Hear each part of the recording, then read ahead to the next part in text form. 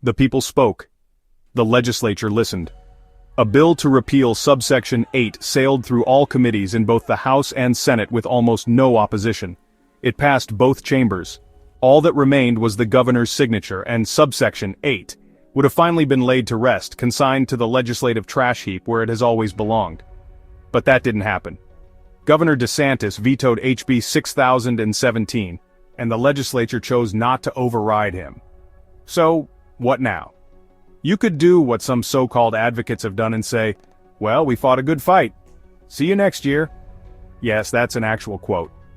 No doubt that person is at the beach now, enjoying the holiday, or out on the boat fishing or skiing, or doing whatever she does between legislative sessions. But hear me clearly, advocacy is not a seasonal sport. It is not something you dust off in January and pack away in May. It is something you do year-round until you reach the goal. It's something you work for, prepare for, train for. If the civil rights advocates of the 1960s had the same casual attitude as the woman I just mentioned, Jim Crow would still be alive and well in the state of Florida. In this episode, I will show you what to do now. I'll walk you through how to instruct your elected representatives to call the governor's bluff, force his hand, demand evidence that his veto of HB 6017 was truly in the best interest of the state. If Governor DeSantis genuinely believes what the lobbyists, hospital associations, physicians groups, and insurance industry have told him, then he should have no problem presenting his proof to the people he serves. You hold the power to make that happen through your representatives. And in this episode, I'll show you exactly how. Now that we understand what didn't happen, let's talk about what must happen next. Because if the governor refuses to repeal a law that causes real harm, then he has a duty to explain why. And if he won't, the legislature must compel him to do so.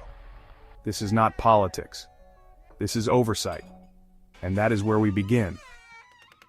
Welcome to the deep dive. We've got some really insightful sources you send over, focusing on what happens after a legislative effort hits an executive veto. Right.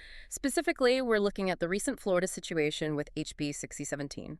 Now, lots of people might think, okay, veto, that's it, game over. Yeah, the final word. But our mission today is to kind of unpack why, in this complex dance of government, that's often just, well, the start of something new. Exactly. We're going to explore the constitutional framework, the blueprint, really, that allows legislatures and, critically, the people to keep pushing for accountability. For transparency. Yes. Even when a governor says no. We'll look nationally, and also right there in Florida's own history, to see the tools that are still on the table. Okay, so we'll dive into HB 6017 itself, the veto, then zoom out a bit, see how other states handled similar things. And this is where it gets really interesting, I think. Yeah, how so? Because it reveals how, in a constitutional republic, the power isn't just static. It flows.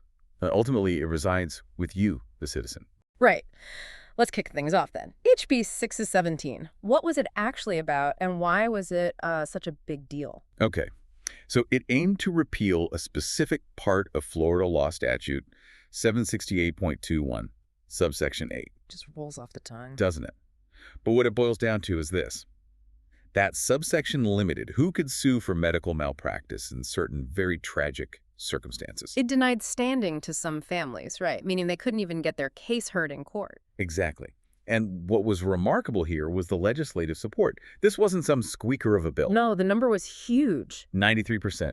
93% of the entire Florida legislature voted for it. That alone was a massive step for the citizens, the families, the advocates pushing for this change. Huge consensus. So despite that, Governor DeSantis vetoed it. This was in 2025. Correct. He vetoed it. And stated reasons. They focused on protecting the healthcare system. Concerns about doctors leaving the state, malpractice premiums going up, that sort of thing. Precisely those things. He also mentioned that if the bill had included other elements, like caps on non-economic damages, or stronger administrative accountability measures. He might have signed it. That's what he indicated.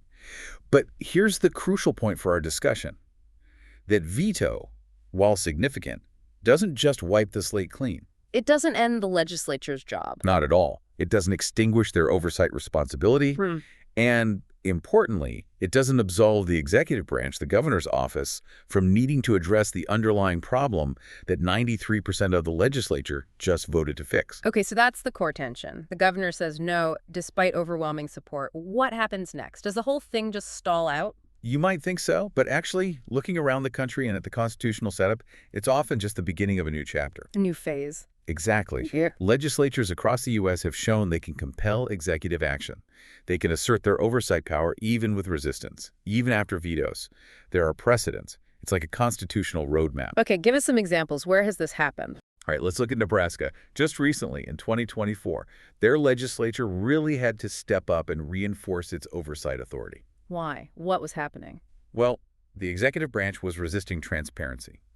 You had agencies like corrections and child services actually denying legislative inspectors general access to investigative files. Blocking oversight. Pretty much. So the Nebraska legislature didn't just shrug. They introduced bills, resolutions, specifically to force compliance and reassert their power. And interestingly, there wasn't even a formal veto involved there. So it wasn't tied to a specific bill rejection. Right. It shows that legislative oversight authority exists independently of whether the governor likes a particular bill or not. So applying that to Florida? The Florida legislature could theoretically use similar tools. They could demand data from the Department of Health, from AHCA, the Agency for Healthcare Administration, from the Board of Medicine. Data on malpractice, on complaints? Exactly. Demand that data, regardless of the fact that the governor vetoed HB 6017. The oversight power remains. Okay, that's Nebraska. What else? Look at New York, around 2025. Ethics oversight.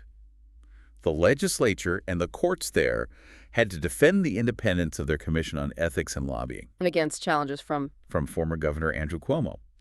But the state's highest court, the Court of Appeals, ruled that these kinds of legislative oversight commissions can operate without executive interference. Interesting. So that supports the idea of, what, an independent body in Florida? Potentially, yes. Hmm.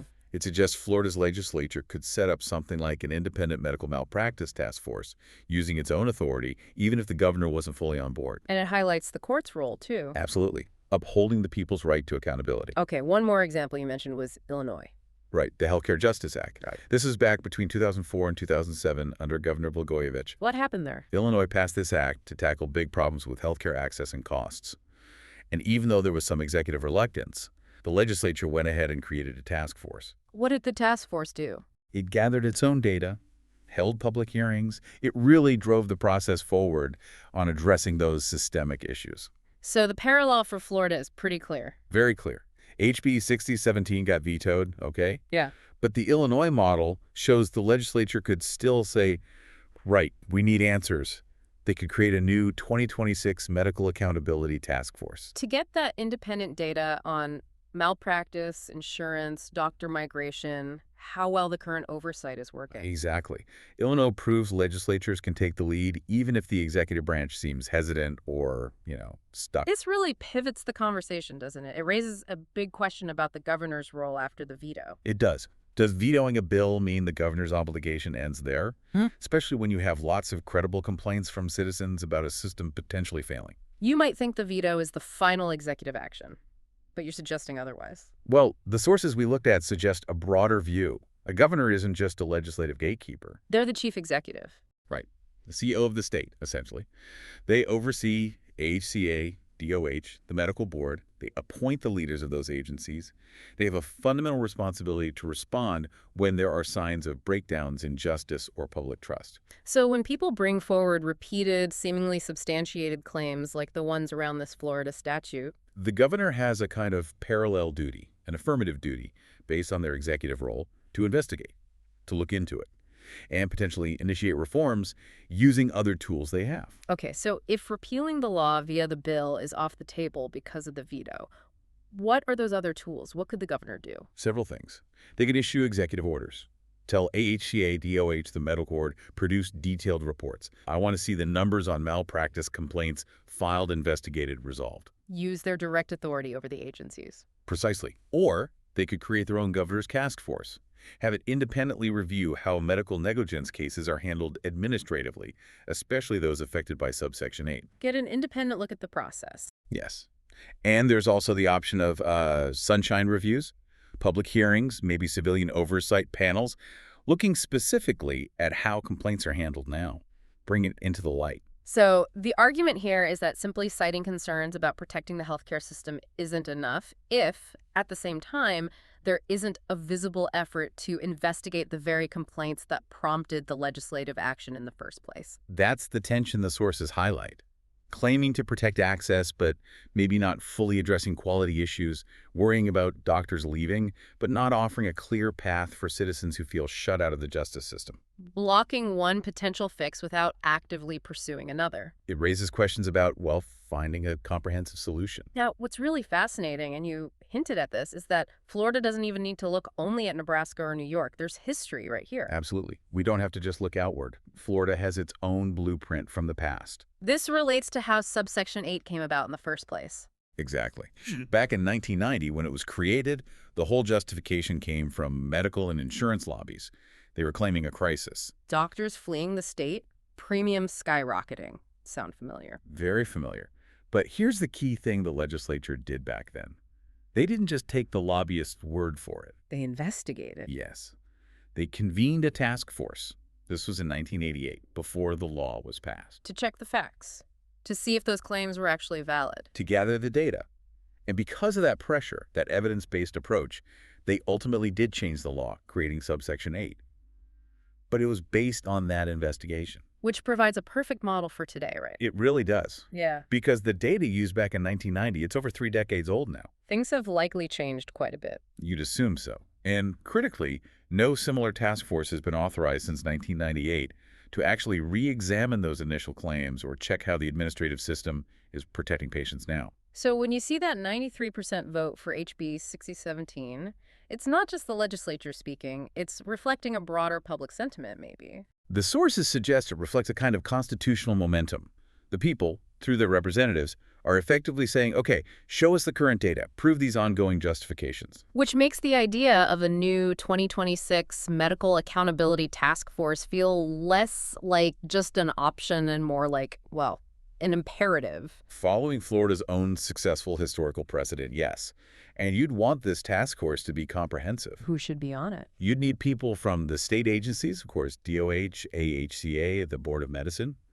But critically, you also need outside voices. Patient advocates, reform groups. Definitely. Experts in insurance economics to really dig into the premium question. And perhaps most importantly, families. People directly impacted by subsection 8. Their experience is vital data too. And its job. What specific data should it be chasing? Its mandate would need to be clear. Collect the current data on, 1, doctor migration. Are they really leaving Florida at unusual rates? Track it over the last 10 years. Okay. What else? 2, the hard numbers on medical negligence complaints. How many filed? How many investigated? How many resulted in action? 3, malpractice premiums. What are they actually costing across different specialties and regions? Get the real picture on costs. 4, specifically track how many complaints were dismissed because of subsection 8, citing lack of standing. And 5, evaluate how effective disciplinary actions have been. Do they prevent repeat offenses? Wow. That's a thorough list. It moves the debate firmly into the realm of evidence. That's the goal. So ultimately, the sources are framing this as more than just a policy disagreement. It sounds like they see it as a test of the whole system. A test of leadership within that constitutional framework, yes. Because in a republic like the U.S., or specifically Florida, the ultimate power doesn't rest with the legislature or the governor. It rests with the people. Exactly. The Florida Constitution, Article 1, Section 1, says it plainly. All political power is inherent in the people. The legislature is their voice. The executive answers to both. So the governor vetoed a bill. Fine. But that action doesn't veto the people's authority, right? It doesn't veto their authority, and it doesn't veto their fundamental right to demand accountability from their government. That remains. So let's play this forward.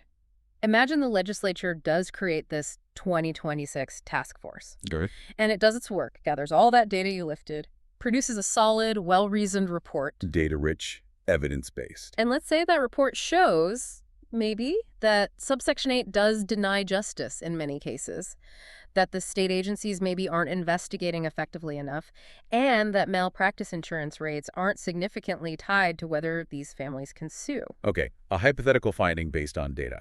What happens then? The governor faces a second test, right? A very different kind of test. Because now, would they potentially veto a truth that the state itself commissioned and uncovered? It shifts the ground. It does. Okay. At that point, as the sources suggest, it stops being just about one statute and becomes a much broader conversation about governance, about responsiveness to evidence. So wrapping this all up, what's the key takeaway for you, the listener, trying to understand these power dynamics? I think the main thing is that a veto isn't necessarily a full stop. It's not always the end of the road. It can be an opening move. Exactly. An opening move and a new phase of accountability. The process continues. And the core principle seems to be this. If a governor vetoes a reform aimed at fixing a perceived failure, Especially one identified by so many citizens and legislators. they still have a responsibility, an executive duty, to investigate that failure they decided not to repeal via the legislation. And if the reasons given for the veto seem perhaps incomplete or maybe not fully supported by current facts, then the legislature, acting for the people, has every right, even a duty, to demand that investigation, to demand the data. And we shouldn't underestimate the power already shown. The fact that people organized, advocated, and got the legislature to pass HB 60 and 17 with 93% support, that's huge. It demonstrates the power that citizens hold, absolutely. Which leads us to the final thought for you to mull over. How can this active pursuit of independent data, this commitment to really digging into the evidence, change the whole conversation? Can it shift things away from just political back and forth, from deadlock, towards governance that's actually based on facts? Yeah. Forcing all branches of government to really confront the issues head on instead of, finding ways around them. Something to think about. Definitely. Because in our system, when power doesn't seem to correct itself, it often falls to the people to insist that it does. The people still hold the power. That has never changed, not with a veto, not with delay, and not with silence from the executive branch. But power without action is no power at all. In our system of government, sovereignty is not symbolic, it is real, and it carries responsibility. If the governor refuses to act, then it is up to you, the citizen, to instruct your representatives to compel him, to demand the truth, to call for a task force, to expose what is broken and what must be fixed. That is not participation from above or below. It is participation by right, because the people are not a branch of government. They are its source, its author, its master. You are not powerless. You are not voiceless. You're not petitioning your superiors. You are directing your agents. And if you fail to act now, if you sit back and do nothing, then understand this. The failure to repeal subsection 8 will no longer rest with the governor. It will rest with you. In a constitutional republic, government exists by the consent of the governed. That consent does not renew itself. It must be exercised.